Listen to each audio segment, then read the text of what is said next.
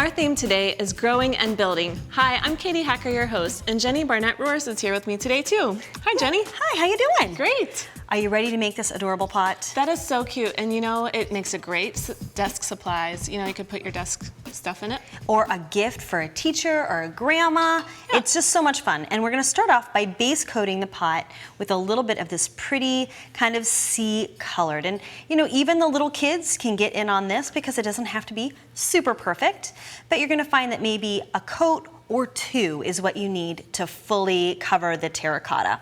Okay. So once that's done, we're gonna set it aside to dry, bloop, like that.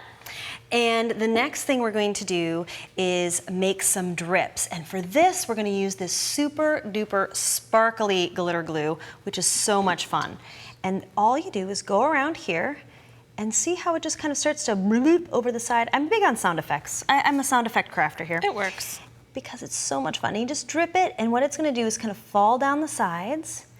But that's good because what happens is when it's all dry, it's gonna look like seaweed coming up from the seafloor. Yeah, that's a great idea. You could do that same effect with paint. If you weren't using glitter glue, you could sure use paint. Or you could put paint on it and then add some glitter on top. Let's see you do the other color on here too, because that will look cool. Oh yeah. So here, I'll hold it for you. how about a little purple? Because you know, for the purple seaweed that you have. Right. In my world, I have purple seaweed. I think everyone should. Make it creative. Make it creative, exactly. And this is, you know, this is a fantastical under the sea garden. So we're gonna set aside and let that dry. Now, while that's drying, we're going to make some creatures to live in our sea garden. And we have this wonderful template you'll be able to find on the website. And they're just loose drawings. If you or your kids wanna, you know, trace them out and copy them exactly, you can, or you can freehand it too. It's all okay.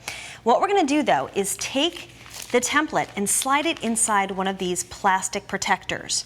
That's kind of the magic, because once we put it back in here, now we can draw on top with other glitter glues and create our creatures like this. All right. Yeah. So you just outline and then fill it in. And little outlining, little filling in. Yeah, now we should remember too that this takes a little while to dry, so. Yeah, this is kind of like a 2-day project. You know, do your creatures and your painting on day 1, and then on day 2, put it all together. But look how cute. And some of these glitter glues have like big chunkies in it, which almost look like scales. That's cool. Just like fish.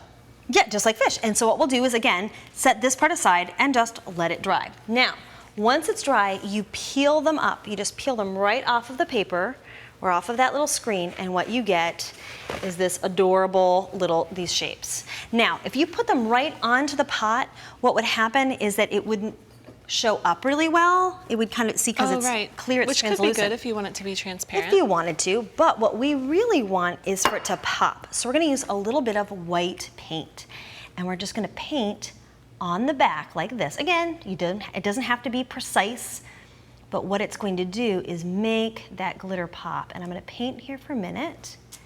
And it's gonna get all over my fingers, because that's how it is.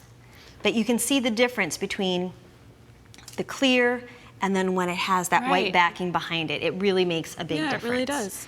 So then we're gonna paint a few of those and let that dry, like so.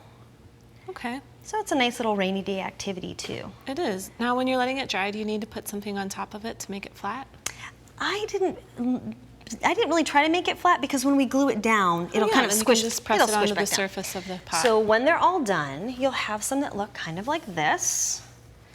And then we will decorate our pot with them. See, doesn't that really shine and sparkle? Yes, they really do. Yeah, you can tell the difference between those. So now what I'll do is use a little bit of white glue, make sure it's going, and add my sea creatures. I think it'd be fun too if you went to the library before you started this project and did a little research about like maybe tropical creatures and ones that, you know, were in a coral reef. You know what I mean? You could turn it into a habitat project for sure. I love that. You think you'd get extra credit? I sure think it would be deserved. So notice how it does want to curl up a little bit. I'm just kind of rubbing it with my fingers, and because this glue dries completely clear, you won't even notice it. Yeah, and you might need to hold it down a little bit while it's, you know, getting itself attached. Give it a little massage, if you will. Right. And then my favorite part is adding some googly eyes, because, you know, we're not taking this Let's not take it too seriously, right? Yeah, exactly. Have a little fun with it. Now, I need to use some tweezers, and so I just dab it in and then attach a little eyeball on top.